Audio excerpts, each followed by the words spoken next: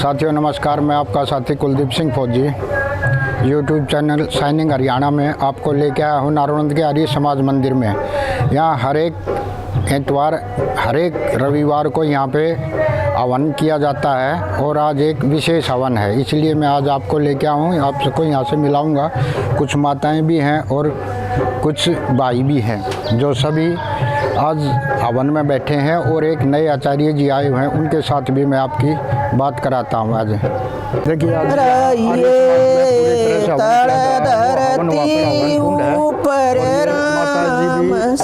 स्वामी जी के भजनों में लगी हुई हैं। आज एक नए आचार्य जी आए हैं और ये जितने भी भाई हैं हर रोज आते हैं अपने आर्य समाज मंदिर में। और शनिवार रविवार को तो प्रत्येक रविवार को यहाँ हवन और यज्ञ किया जाता है।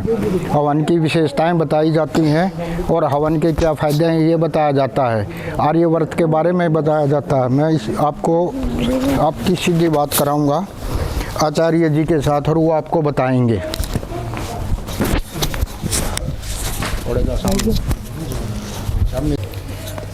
मैं आपके आचार्य जी के साथ बात कराता हूँ। आचार्य जी प्रणाम। नमस्ते आचार्य जी, पहले तो आप अपना इंट्रोडक्शन दीजिए। मेरा नाम जगदीश है और मेरा गांव जो है बुडाना है। मैं आचार्य नहीं हूँ, मैं केवल आर्य हूँ। ठीक है, हमारे लिए तो आप आचार्य हो, आप आर्य हैं, अच्छी बात है। तो आप कुछ आर्य समाज के बारे में भी कुछ बताएं, इसकी क्या विशेषताएं हैं, अगर लोग अपनाएं तो इसको क्यों अपनाएं? हाँ भाई, हम ये सारे जाने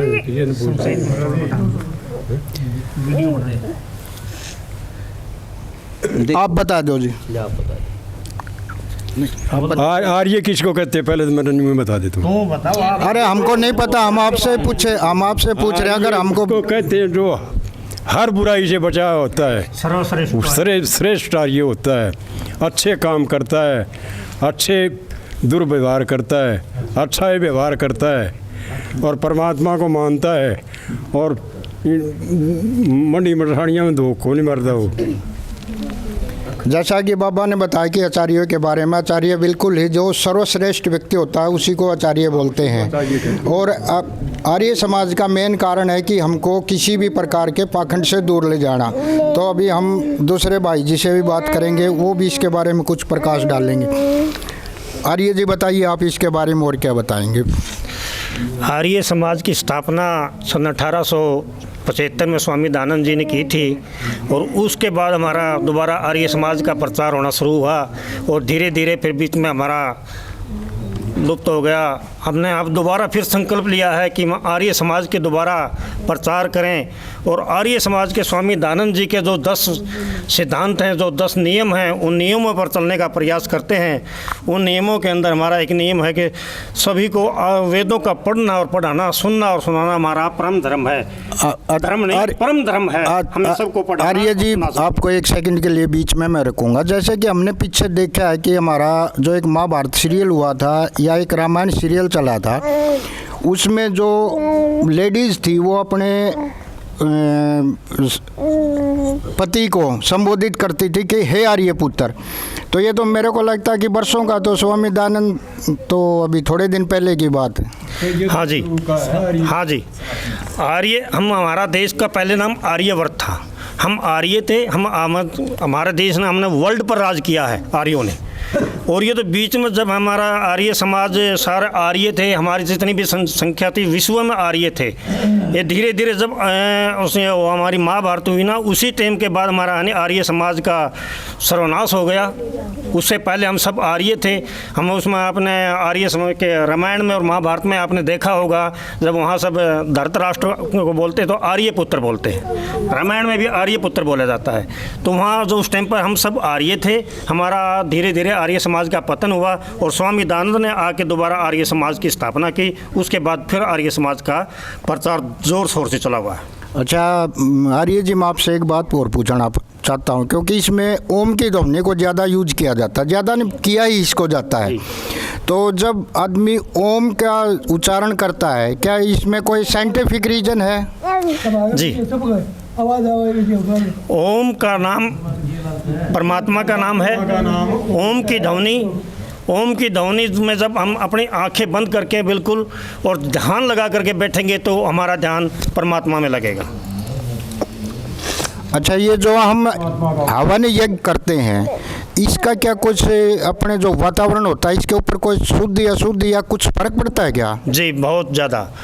जैसे कि आपको उदाहरण के तौर पर बताऊं, जैसे कि आप एक मिर्च घर में चूल्हे में डाल दोगे तो आस पड़ोस का सारा वातावरण खराब कर देता है। इसी प्रकार आप हवन में अगर आप मिर्च डालोगे तो कितना दूर तक जाएगा, और इसी में हम घी डालेंगे तो उसका भी है हमारे हज़ारों, आज जो हवन हुआ है इसमें हज़ारों लोगों को फ़ायदा हुआ है। ये प्रदूषण को ख़त्म करता है और शुद्ध हवा की शुद्धिकरण करता है। बिल्कुल आर्य जी, हमने भी इसके बारे में सुना है और जैसा कि हमने प्रैक्टिकल में देखा भी, जैसे हम किसी का दाह संस्कार करने जाते हैं तो उस टाइम भी हम अपने हवन की सामग्री को ही यूज करते हैं ताकि उस वातावरण में कोई किसी प्रकार का नेगेटिविटी ना रहे, सब कुछ पॉजिटिव। यहाँ पर कुछ माताएँ भी बैठी, मैं इनसे भी आपकी बात कराता हूँ। आप बताएं जी, आप आए तो आप क्यों आए और किस लिए आए? आस्था जी आदि समाज हवन पाए। आज ये जो इतने लोग बैठे हैं, कुछ माताएं भी, आज कोई स्पेशल प्रोग्राम था क्या? हाँ जी, आज जयंती है जी स्वामी दयानंद जी के जयंती के ऊपर आज किया।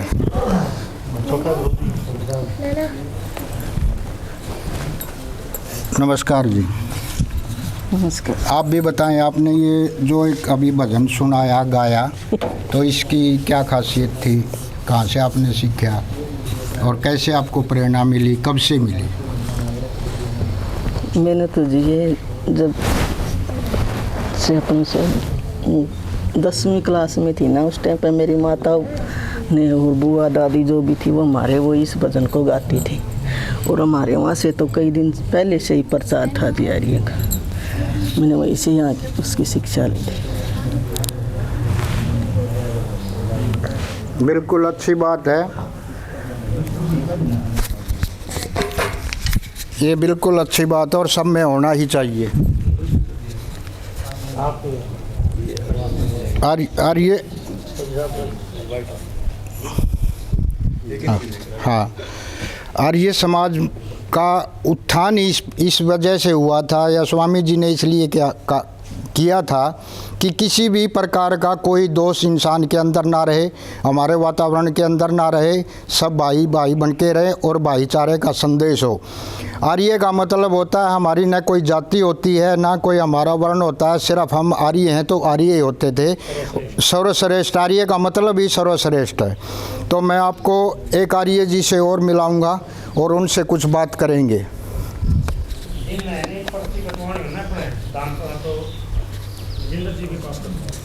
आज करूँगा इशारा, दोबारा लेंदा रहिए साथ के साथ। आर्य जी नमस्कार। नमस्ते जी। आर्य जी, आज जो ये हवन यज्ञ किया जा रहा है, क्यों किया जा रहा है? वैसे तो आर्य समाज की परंपरा रही है कि वो साप्ताहिक अग्निहोत्र करता है। जहाँ भी आर्य समाज है सप्ताह में एक बार अग्निहोत्र करते ही, जिससे आसपास के सभी आर्यगण या अन्य ऐसे समाज के योग्य लोग इकट्ठे होकर के समाज की उन्नति के बारे में विचार विमर्श कर सकें। लेकिन आज आर्य समाज नारनौंद ने ऋषि दयानंद की जयंती मनाने का जो है संकल्प लिया और अपने जितने भी वरिष्ठ आर्यगण थे उन सबको सम्मानित करने का उस अवसर के रूप में इसको मनाया और इसीलिए सबको बुलाया गया। आर्य जी, मैंने कई बार देखा भी, 1-2 बार अटेंड भी किया है कि हमने सुना है कि हर रविवार के दिन यहाँ पर हवन यज्ञ होता है, कि आपका क्या ख्याल होता है क्या ऐसा? प्रत्येक आर्य समाज में होता है, सिर्फ नारनौंद में ही नहीं बल्कि पूरे हरियाणा में आर्य महासंघ के तत्वाधान में 500 से अधिक आर्य समाज ऐसा कर रहे हैं। और सिर्फ हरियाणा में नहीं, उत्तर प्रदेश में, राजस्थान में, महाराष्ट्र में, पूरे भारतवर्ष में आर्य समाज है। और आर्य महासंघ इस चीज़ को व्यवस्थित करते हुए और बड़ी ही सुव्यवस्थित तरीके से आगे बढ़ा रहा है, जिससे समाज में जितनी भी कुरीतियाँ हैं वो समाप्त हो जाएँ और हम सब जो है समाज का प्रत्येक वर्ग उन्नति को प्राप्त हो, ऐसा आर्य महासंघ का संकल्प है। उसी के माध्यम से ये सब बढ़ रहा है। बिल्कुल, मैं भी भगवान जी से प्रार्थना करना चाहूँगा कि जो ये आर्य जी का संकल्प है ये पूरी दुनिया में हो, न केवल हिंदुस्तान में, पूरी दुनिया में हो। पूरी दुनिया में जैसे पहले इसकी ख्याति थी, दोबारा अगर हम हमारे प्रयासों से और हम प्रयास करेंगे तो दोबारा फिर से हो। और इस आह्वान का जो अभी एक भाई ने पहले बताया कि इससे कुछ वातावरण की शुद्धि होती है, तो आपका क्या मानना है? बिल्कुल होती है, लेकिन कुछ लोग इसके साथ जो है अंधविश्वास आदि को जोड़ते हैं, उस प्रकार का नहीं रहता। इसमें जितने भी अच्छे पदार्थ डाले जाते हैं, अग्नि उनके सामर्थ्य को बढ़ाती है और वायुमंडल के माध्यम से और जितना भी भौतिक ये व्यवस्था है ईश्वर की, इसके माध्यम से ये कई लोगों तक पहुंचता है। यदि इसमें जितने श्रेष्ठ अच्छे पदार्थ जलाए जाएंगे, जो रसायन आदि को जानने वाले लोग हैं, जितनी अच्छी सामग्री डाली जाएगी उतना लाभ मिलेगा। जितनी इसी में मान लो कि आप अच्छी चीज़ें नहीं डालोगे तो उतनी हानि भी हो जाएगी। तो यह तो बौद्धिकता पर है और ऋषि मुनीषियों ने इसकी व्यवस्था दी है और उस व्यवस्था के अनुसार यदि इसे किया जाए तो सबकी उन्नति ही हो, लाभ ही लाभ हो। बिल्कुल, हमने भी पहले कई बार देखा है, किसी फिल्म के माध्यम से देखा है या कोई धारावाहिक के माध्यम से देखा है कि कभी कहीं हमारी कोई मूर्ति पूजा की व्यवस्था नहीं थी। जब से ये संसार बना, दुनिया बना, हमारा हवन ही हमारा सर्वश्रेष्ठ एकमात्र साधन था कि सबको जोड़े रखने के लिए, वातावरण को शुद्ध करने के लिए। तो आजकल मैं देख रहा हूँ कि ये पाखंड ज़्यादा चले हुए हैं, मूर्ति पूजा ज़्यादा करते हैं। अगर करते हैं तो क्यों करते हैं, अगर नहीं करना तो क्यों नहीं करना, इसके बारे में कुछ कहिए। वैसे तो ऋषि दयानंद ने इस विषय में स्पष्ट सत्यार्थ प्रकाश में कहा है और कोई और अधिक जानना चाहे तो वहाँ जा सकता है। और विषय काफ़ी लंबा है, इसको मान लो कि मैं एक शब्द में कह पाऊँ, हालांकि मैं प्रयास करूँगा। एक और प्रयास होता है, राष्ट्रीय आर्य निर्मात्री सभा नाम का एक संगठन है, वो 2-2 दिन के लघु गुरुकुल लगाता है, उसमें इसके ऊपर बैठ करके विचार विमर्श होता है। फिर भी मैं यही कहना चाहूँगा कि ईश्वर का जो विशुद्ध स्वरूप है उसे हम सबको स्वीकार करना चाहिए। यदि ईश्वर के विशुद्ध स्वरूप को ही हम स्वीकार नहीं कर पाते हैं तो कहीं ना कहीं वो हानि तो होती ही है। हम उसे चाहे मूर्ति के रूप में स्वीकार करें, चाहे किसी पत्थर के रूप में स्वीकार करें, चाहे किसी वृक्ष के रूप में स्वीकार करें, जो ईश्वर नहीं है वो ईश्वर नहीं है, जो ईश्वर है वो ईश्वर है। हमें उसके मूल स्वरूप में उसको स्वीकार करना चाहिए, इसी से सबकी उन्नति होगी। और अधिक जानने के लिए मुझे लगता है राष्ट्रीय निर्मात्री सभा के 2-2 दिवसीय जो आर्य प्रशिक्षण सत्र हैं, आर्य प्रशिक्षण सत्र हैं, उनमें सबको आना चाहिए और इस विषय पर विचार विमर्श करना चाहिए और अपनी शंकाओं को दूर करना चाहिए। धन्यवाद आर्य जी, बहुत बहुत धन्यवाद। हमने ये भी बातें की, आर्य समाज के बारे में पूरे जानने की कोशिश की। इसी के साथ ही मैं कुलदीप सिंह फौजी आपको वापस लिए चलता हूँ सैनिक हरियाणा की तरफ से। धन्यवाद।